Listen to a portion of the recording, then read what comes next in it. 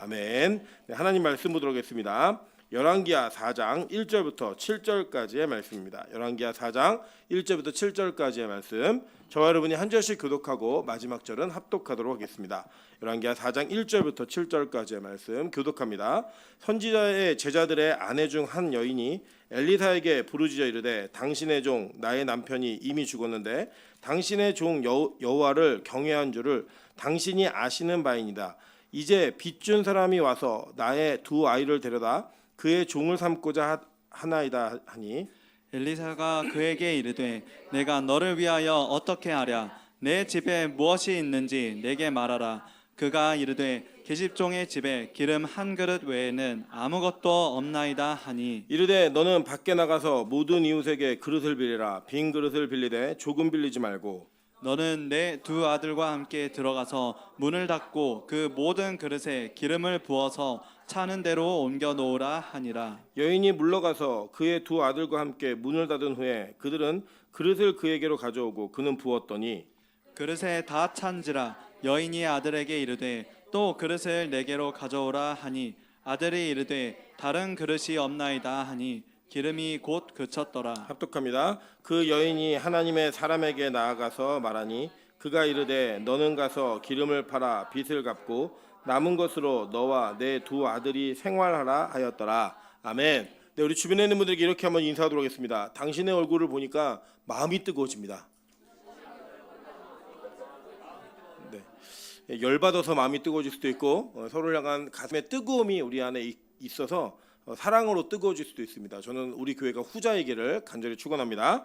네, 오늘은 예배 후에 바로 우리 이승재 전사님 조모께서 소천하셨습니다. 그래서 거기에 우리 문상을 함께 가도록 하겠습니다. 그래서 오늘 예배가 설교를 끝나고 기도 딱 한 번 하고 끝납니다. 우리 옆 사람께 인사하겠습니다. 어쨌든 좋은 일입니다.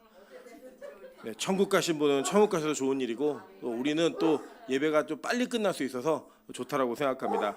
하나님 주시는 은혜 속에서 너무 좋아갖고 막 감격이 어쩔 줄 모르는 분도 계시는데 하나님께서 주시는 은혜가 우리에게 흘러넘치기를 간절히 소망하고 오늘 말씀처럼 기름 부으심으로 나타나기를 주님의 이름으로 축원합니다. 네, 오늘 열왕기하 4장 1절부터 7절까지의 말씀을 가지고 최고의 유산이라는 제목으로 하나님 말씀 증거하도록 하겠습니다.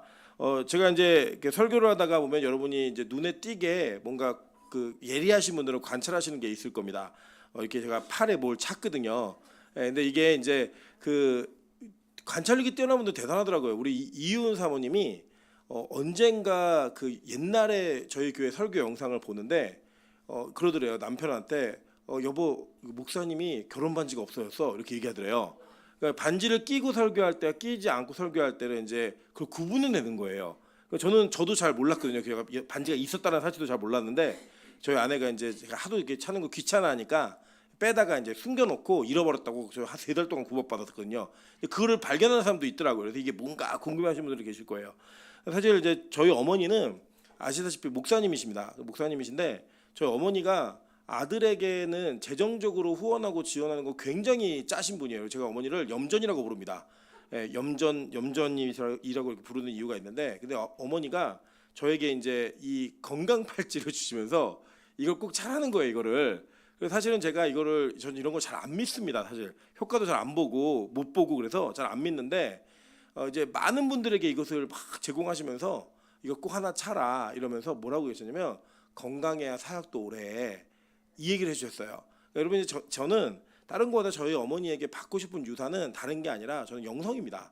그런 영성에 대한 그 어떤 노하우 또 하나님을 아는 하나님을 사랑하는 그 마음이 저에게 좀 전달이 됐으면 좋겠다는 그런 마음이 있어요. 그래서 제가 이거를 안 믿지만 어머니의 사랑으로 생각하고 지금 차고 있습니다. 그래서 우리 목사님이 드디어 스님이 돼가는구나 이렇게 생각하지 마시고 이게 그런 의미가 있다라는 거예요. 오늘 제가 이 말씀을 왜 서두에 드리냐면 뭐 우리 가족 소개라는 게 아니라 오늘 본문에 보면 어떤 가정의 한 일꾼이 그 집안에 유산을 남깁니다.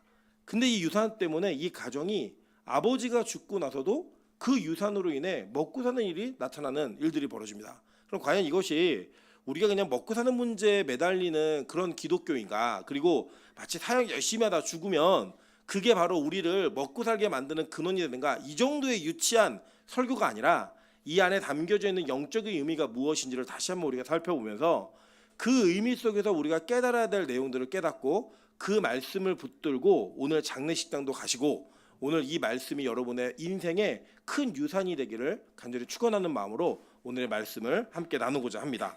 자, 먼저 여기 보시면 1절에 이렇게 얘기했어요. 뭐라고 얘기하냐면 선지자의 제자들의 아내 중 한 여인이라고 말합니다.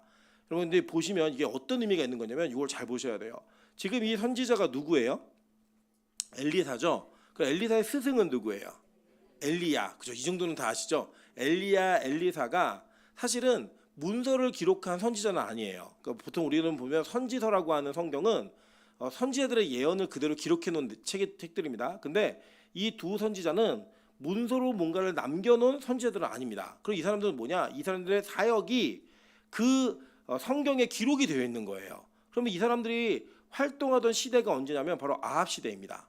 이 아합 시대라고 얘기하는 건 뭐냐면 실제 이스라엘 북이스라엘 역사 속에 아합 시대는 10분의 1 정도밖에 되지 않아요.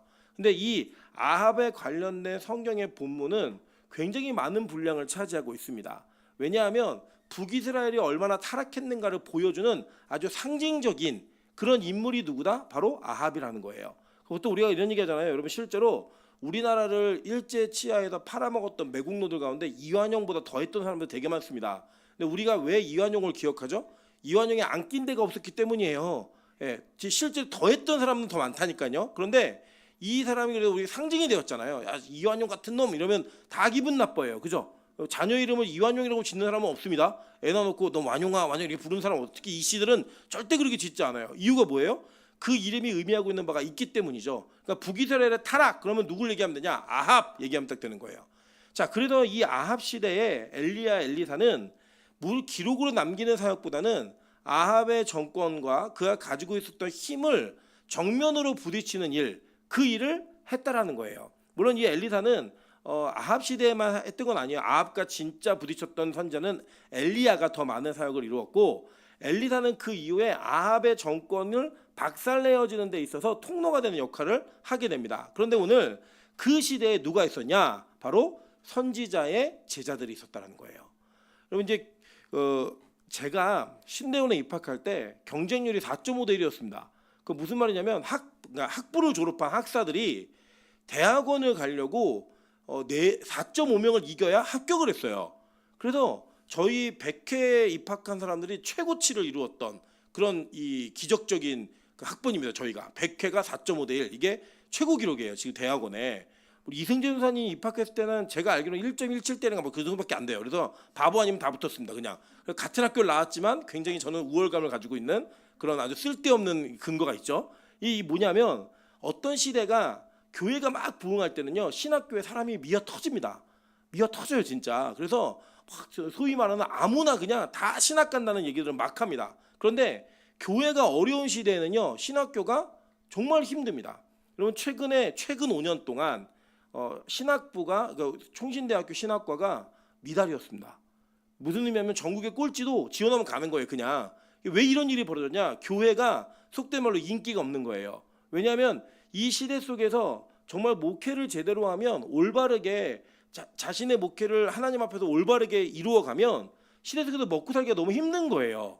여러분 조금 이제는 개척하는 교회 없습니다. 정말 힘들어요. 개척하는 교회가 자립을 한다라고 하는 것 자체가 기적으로 여겨지는 그런 일들이 있어요. 제가 아는 후배가 저기 안성에다가 이렇게 저희가 아실 거예요, 여러분. 은혜 입은 교회라고 도운 일도 있었는데 우리 교회가 그 교회가 진짜 섬같이 외딴 건물에다가 개척을 했는데요. 이 개척을 7명이 했는데 지금 30명 가까이 된대요.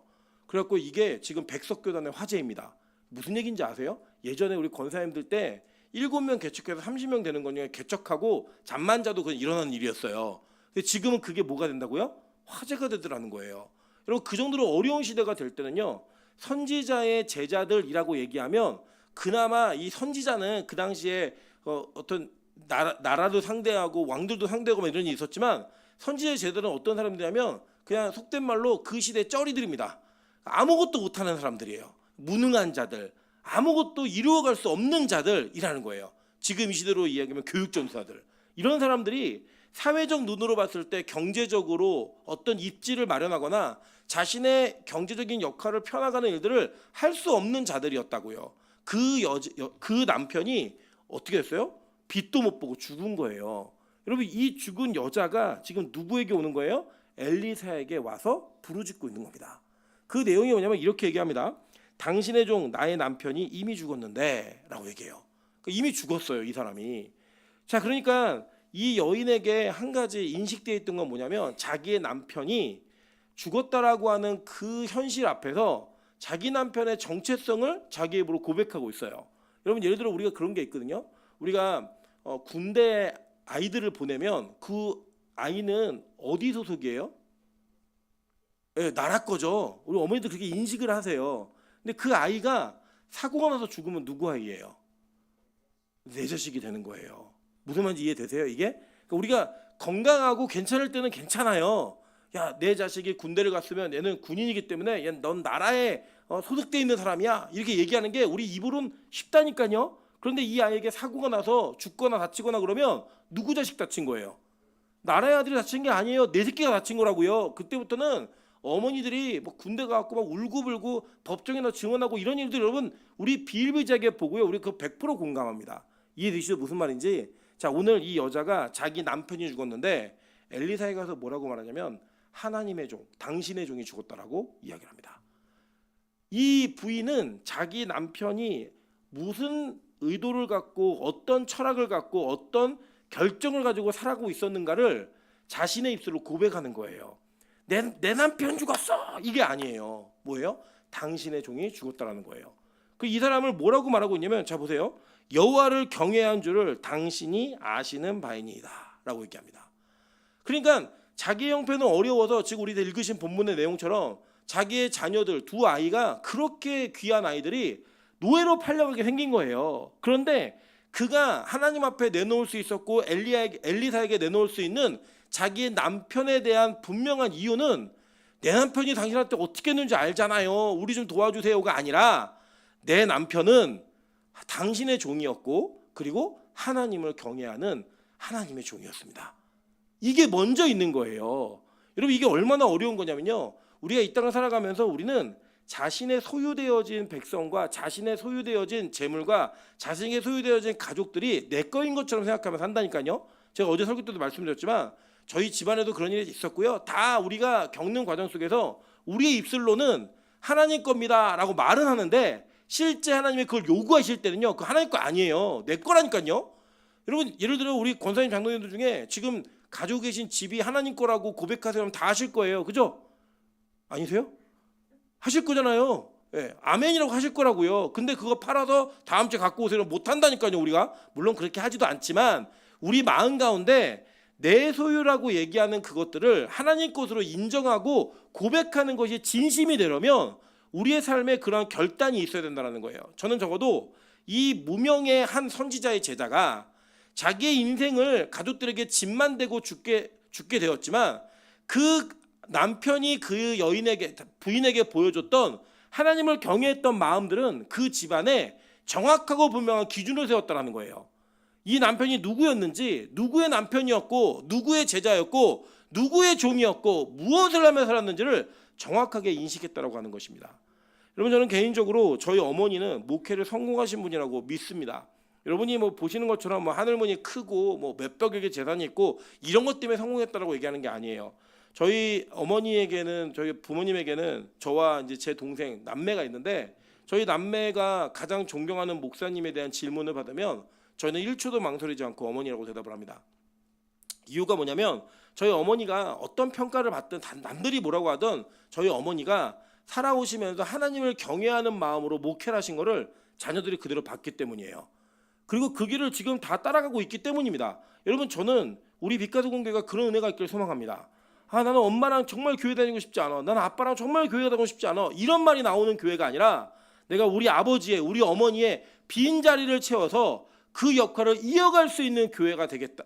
교인이 되겠다라고 하는 고백이 터져나오는 은혜가 있었으면 좋겠다는 거예요. 여러분 제가 청년부 사역을 오랫동안 했잖아요.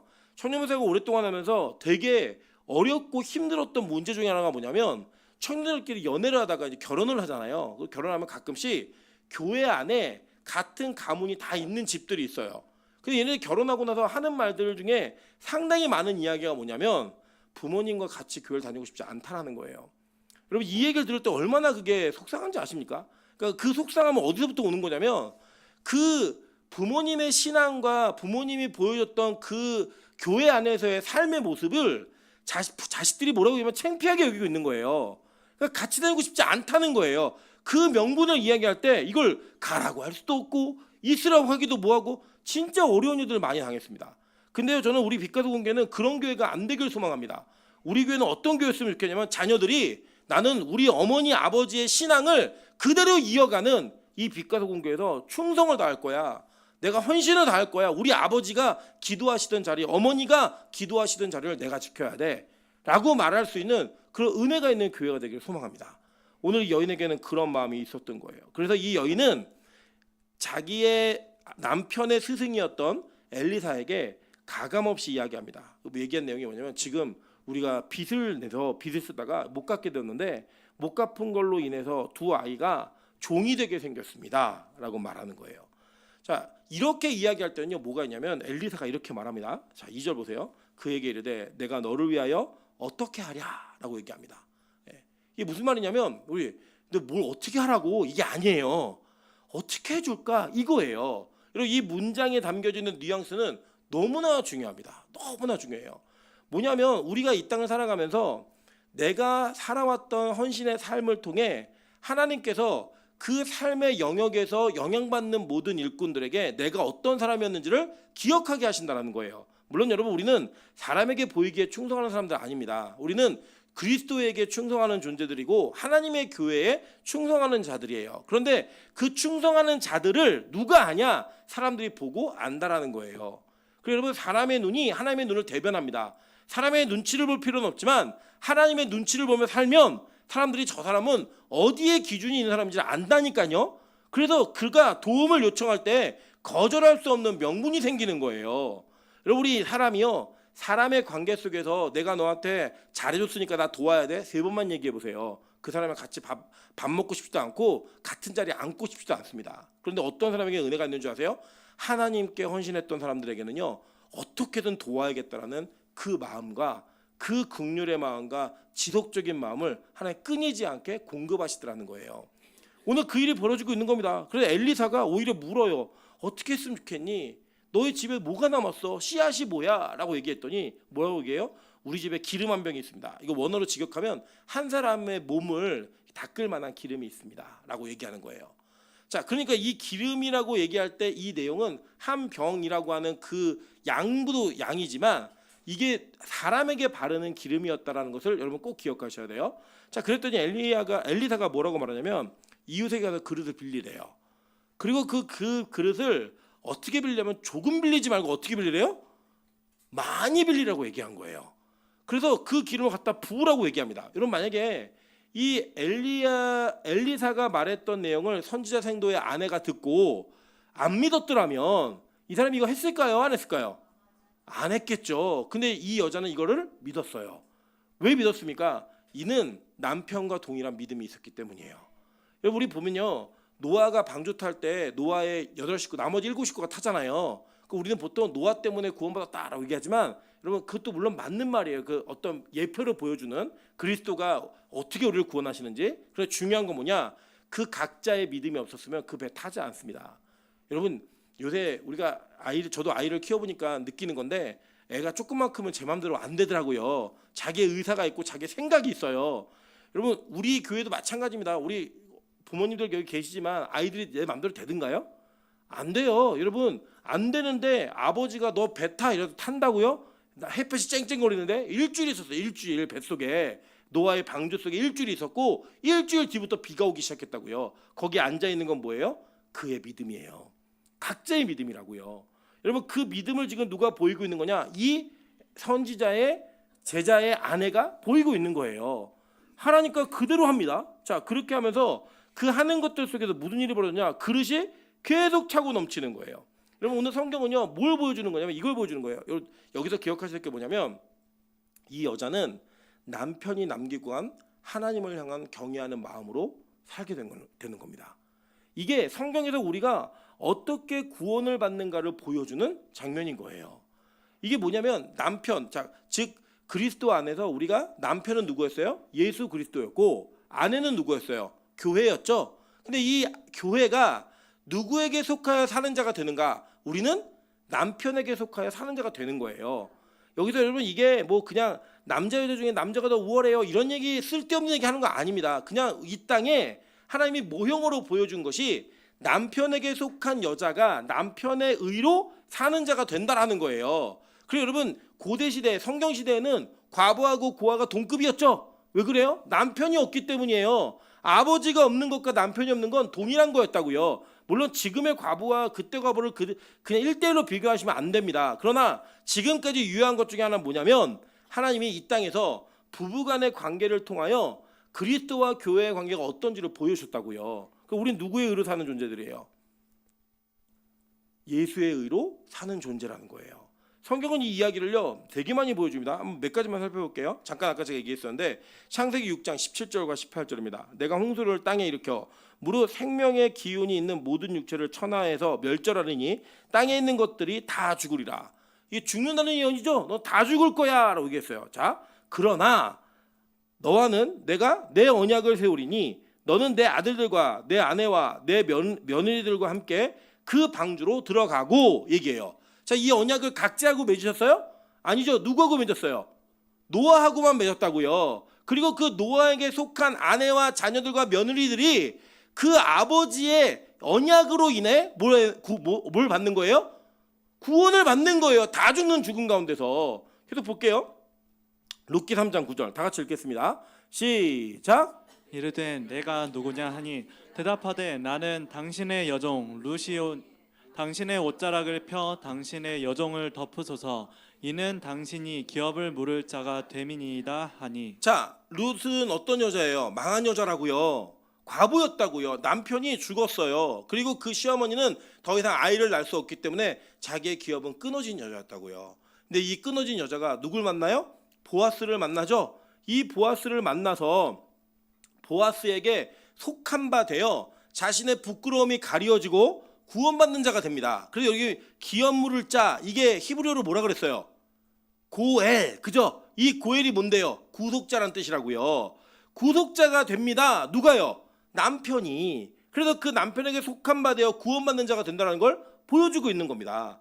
여러분, 그래서 우리는 이 땅을 살아가면서 그냥 우리가 기도하는 부모님을 돕기 때문에 받는 은혜가 있어요. 근데 만약에 그게 이 본문이 얘기하는 전체라고 한다면 불신자 가정에서 태어난 자녀들은 얼마나 속상해요. 그죠? 얼마나 속상했어요. 부모가 예수를 안 믿는 분들은 얼마나 속상합니까? 여러분, 성경은 그 정도의 아주 얄팍한 이야기 하는 게 아니에요. 성경은 더 깊은 이야기 하는 건데 뭐냐면 누군가 남편이 하나님을 경외하다가 죽었어요. 근데 그 죽은 남편의 하나님을 경외하는 그 경외함 때문에 누가 사는 거예요? 남은 가족들이 살게 된다고요. 그리스도가 이 땅에 오셔서 하나님을 경외하는 마음으로 살았습니다. 그리고 그가 누굴 위해 죽었어요? 우리를 위해 죽었다고요. 그래서 우리는 그 죽음 안에서 산자가 되는 은혜를 경험하게 된 거예요. 여러분, 그 예표를, 그 모델을 성경 우리에게 그대로 보여주고 있는 겁니다. 그리고 보세요. 그 뒤에 이 남편의 죽음과 이 남편의 의로 인해 하나님을 경외함으로 인해 이 집안에 무슨 일이 벌어지냐? 기름 부은 일이 벌어지는 거예요. 이 기름 부음이 뭐였어요? 아까 제가 얘기했죠. 기름 한 병이 남았습니다를 직역하면 사람의 몸에 발을 기름이 남았습니다라고 얘기하는 거죠. 그죠? 그러니까 이거는 나중에 뭐로 완성되는 거냐면 실체는 우리에게 부어지는 기름이 있다는 거예요. 그 기름이 우리가 지은 빚을 갚아내는 그 기름이 된다라고 성경 우리 가르치고 있는 겁니다. 한번 볼까요? 자, 사도행전 10장 38절입니다. 하나님이 나사렛 예수에게 성령과 능력을 어떻게 하셨대요? 기름 붓듯 하셨음에. 그죠? 자, 보세요. 고린도후서 1장 21절과 22절. 네, 우리를 너희와 함께 그리스도 안에서 굳건하게 하시고 우리에게 기름을 부으신 이는 하나님이시니 그가 또한 우리에게 인치시고 보증으로 우리 마음에 성령을 주셨느니라. 그러니까 구약의 기름은 신약에 뭘 상징했죠? 성령을 상징했다고요. 그러니까 이 기름이 부어져서 그들이 뭘 지고 있었어요? 빚을 지고 있었죠. 그 빚이 갚아진다는 거예요. 그게 그럼 어떤 빚이었냐? 자, 보세요. 로마서 7장 14절입니다. 우리가 율법은 신령한 줄 알거니와 나는 육신에 속하여 죄 아래 팔렸도다 라고 얘기하는 겁니다. 어떻게 했대요? 죄 아래 팔려간 존재들이라는 거예요. 갈라디아서 4장 1절부터 5절 7절 보겠습니다.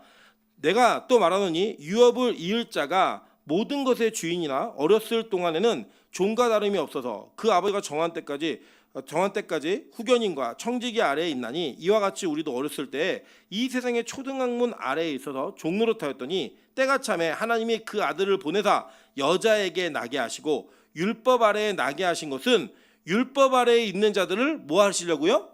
속량하시려고. 속량하다는 뜻이 뭐예요? 값을 치르고 구해오다예요. 건져오다라고요. 그 속량하시려고 우리를 속량하시고 우리로 아들의 명분을 얻게 하려 하심이라.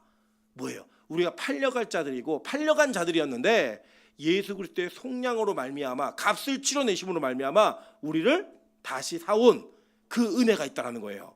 보세요. 자, 7절입니다. 그러므로 내가 이후로는 종이 아니요. 뭐예요? 아들이니 아들이면 하나님으로 말미암아 유업을 받을 자니라. 그러니까 오늘 종으로 팔려갈 위기에 있었던 자들이 그 기름으로 인해 뭐가 되는 거예요? 다시 아들의 위치로 돌아오게 되더라는 거예요. 이게 바로 복음인 겁니다. 그들은 망해서 팔려갈 자들이었는데 그 팔려갈 자들에게 부어진 기름으로 인하여 그들은 속량함과 그 죄값을 대신 치러내신 예수 그리스도의 인치심을 받는 그 은혜를 구약의 어느 한 가정이 경험했다는 거예요. 근데 그 가정이 어떤 가정이냐? 하나님을 경외했던 그 남편의 의를 힘입었던 그 아버지의 의를 힘입었던 그 가문이 그렇게 살아나더라는 거예요. 여러분, 저는 우리 빛가도 공교가 이 유산이 무엇인지를 기억하는 은혜가 있기를 간절히 소망합니다. 저는 이 땅에서 우리 청년들에게는 이런 얘기가 있어요. 뭐 금수저다, 흑수저다, 다이아몬드 수저다 이런 얘기가 있습니다. 그게 무슨 얘기예요? 타고날 때부터 다이아몬드, 원래는 이게 서양에서 쓰던 말이거든요. 은수저를 물고 태어났다. 부잣집에서 태어나가지고 걱정 없이 부모가 제공하는 환경에서 모든 것을 누리며 살 수 있는 사람, 이런 사람들을 은수저를 물고 태어났다라고 얘기했어요. 근데 그게 요새는 다이아몬드 수저까지 나왔습니다. 금수저를 넘어선. 그럴 때 그게 없는 청년들은 얼마나 속상하겠어요, 여러분. 실제 우리 사회가 그렇잖아요. 우리 사회가 그런 시스템으로 갖춰져 있는 거 아닙니까? 여러분, 우리나라 역사를 보시면 매국을 하던 뭘 했든 간에 재산을 모았고 그 재산을 가지고 자녀들을 잘 교육을 시켰던 모든 사람들이 사회 엘리트라고 부르는 귀족주의를 이루고 있습니다. 눈으로 보시잖아요, 여러분. 여러분, 이 땅에서 우리가 뉴스에 나와서 이 땅의 어떤 좌지우지 나라의 운명을 결정할 만한 모든 사람들의 뿌리를 찾아보시면요, 다 그 집안, 개천에서 용난 집안 그렇게 많지 않아요. 대부분은 다 자자손손 먹을 만한 돈을 어떻게 벌었는지 모았는지 모르지만 그렇게 모은 사람들의 후손들이 거의 잘 먹고 잘 살더라는 거예요. 그리고 그건 계속 이어지는 것 같아요. 그래서 뭐 이번 생은 글렀습니다, 뭐 이번 생은 포기했습니다, 이런 얘기들이 막 다 나오는 거예요. 여러분 잘 보세요. 진짜 복음이 만약에 그런 시스템을 유지하고 있다고 한다면 여러분 여기서 어떤 분도 저 못 이기세요. 저 양친모 4대째 믿는 집안에서 태어난 목사입니다. 어떻게 그걸 이기겠어요? 그게 어떻게 역전이 되겠냐고요. 여러분, 그게 만약에 영적인 진리에 달하면 저는 그런 부분을 부인하지도 않아요. 왜냐하면 잘 보세요.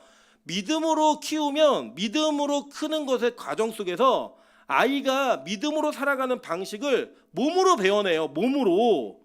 몸으로 배워낸다고요. 저희 아이들의 입에서는 목사가 되고 싶다는 얘기가 그냥 서슴없이 나와요. 왜 그렇겠어요? 집안이 다 그러니까 그렇게 하겠다는 거예요. 오죽하면 할머니도 목사고 고모도 목사고 아빠도 목사여서 자기는 가수하겠대요. 그렇게 얘기하는 아이가 있을 수 있다고요. 근데 그게 다라면 불신 가정에 있는, 그리고 또 나 혼자 신앙생활하는 분들은 얼마나 속상하겠어요. 여러분, 그거 아니에요. 우리 모두는 예수 그리스도의 의 앞에서 천국에서는 그 어떤 누구도 차별받지 않아요. 우리 모두는 그 예수 그리스도의 의로 말미암아 거룩함을 덧는 자들이고 그 예수의 의를 상속으로 받는 자들이라고요. 그래서 저와 여러분에게는 그 최고의 유산인 남편의 의가 되었던, 그 하나님을 경외했던 예수의 의가 우리의 최고의 유산이 되는 겁니다.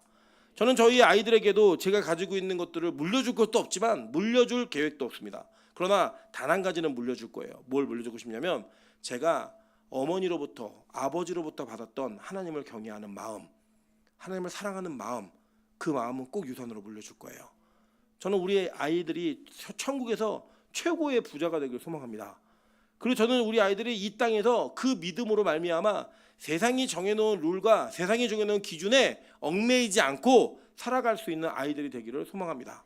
이 마음을 저희 육신의 혈통의 아이들에게만 갖고 있는 게 아니에요. 저는 우리 빛가소금에 있는 모든 청년들과 모든 주일학교 아이들에게, 그리고 더 나아가서는 저는 우리 모든 장년부들에게도 이 동일한 은혜가 있기를 소망합니다. 그럼 오늘 우리가 이승재 전사님 할머님의 이제 조문을 가게 될 텐데, 저희가 이 할머님을 뵌 적은 없지만 설교로 들은 적이 있으실 거예요.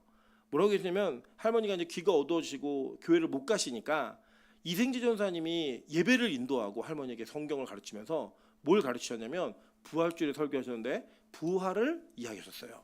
그 할머니께서 예수라면 그 정도는 해야지 이렇게 얘기하셨어요. 예수라면 그 정도는 해야지. 그렇게 이야기하고 고백했던 그 고백에 지금 주인공으로 우리 할머님께서 소천하셔서 그 영원한 안식의 품으로 들어가고 계십니다. 그 들어가신 그 예수 그리스도의 안식의 은혜를 우리가 함께 누리기를 소망하는 거예요. 오늘 거기에 오늘 본문에 이 단서가 나오는데 뭐가 나오냐면, 자 이렇게 얘기해요. 7절 보시면, 그 여인이 하나님의 사람에게 나아가서 말하니 그가 이르되 너는 가서 기름을 팔아 빚을 갚고 라고 얘기합니다. 그죠? 근데 이 갚다라는 단어가 헬라어로는 이 갚다는 샬람이라는 단어예요. 여러분 샬람 그 뭐가 기억나세요? 샬롬, 그죠? 이게 뭐냐, 하나님과의 평화의 관계가 이루어지는 그 단어가 들어가 있는 거예요.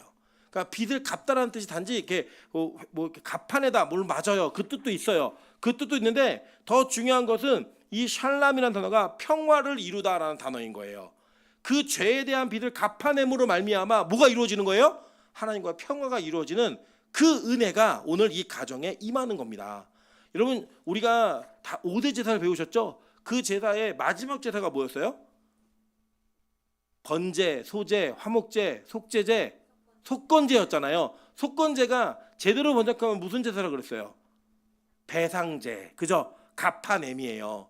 그 갚아내는 거 여러분이 못 갚으신다니까요. 누가 갚으셨어요? 예수가, 우리의 남편이신 예수 그리스도가 대신 걸 갚아내신 거예요.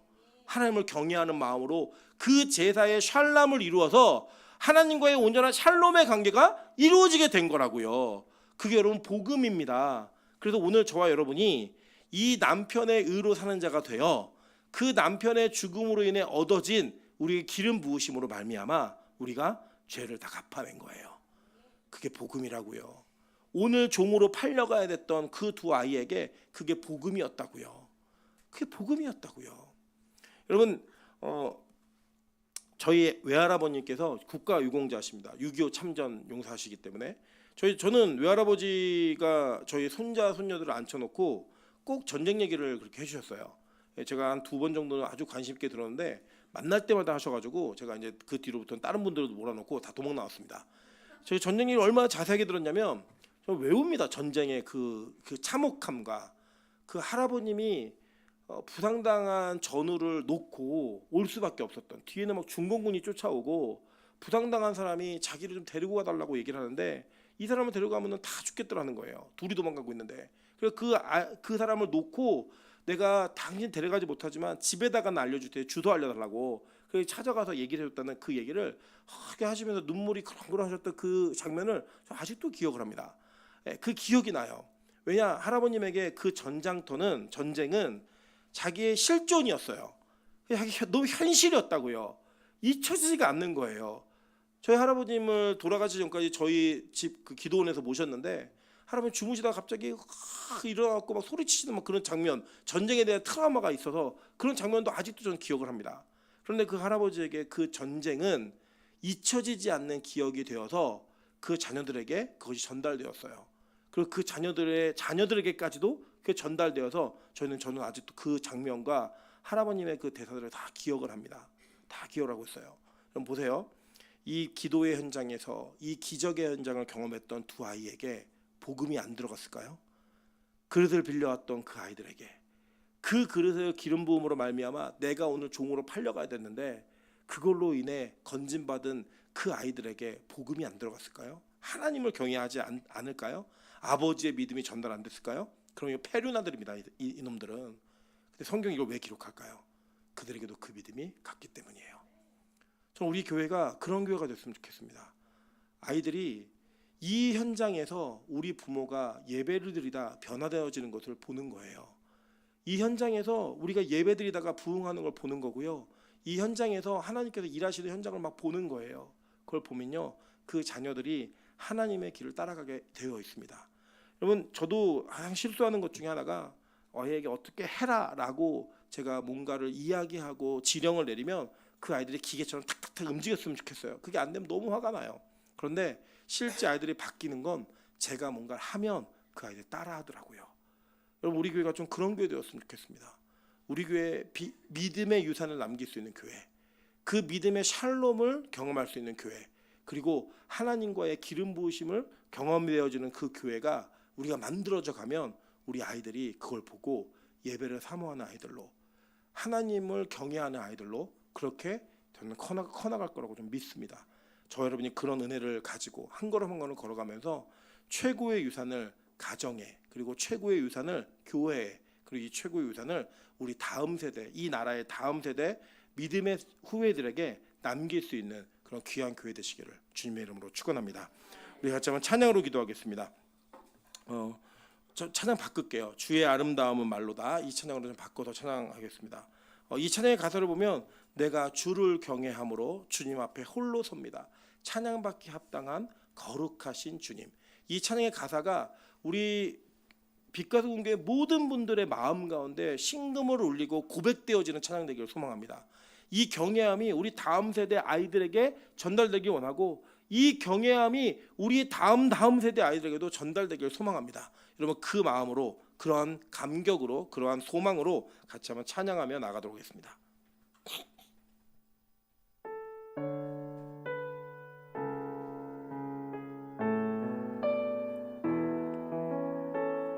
주의 아름다움은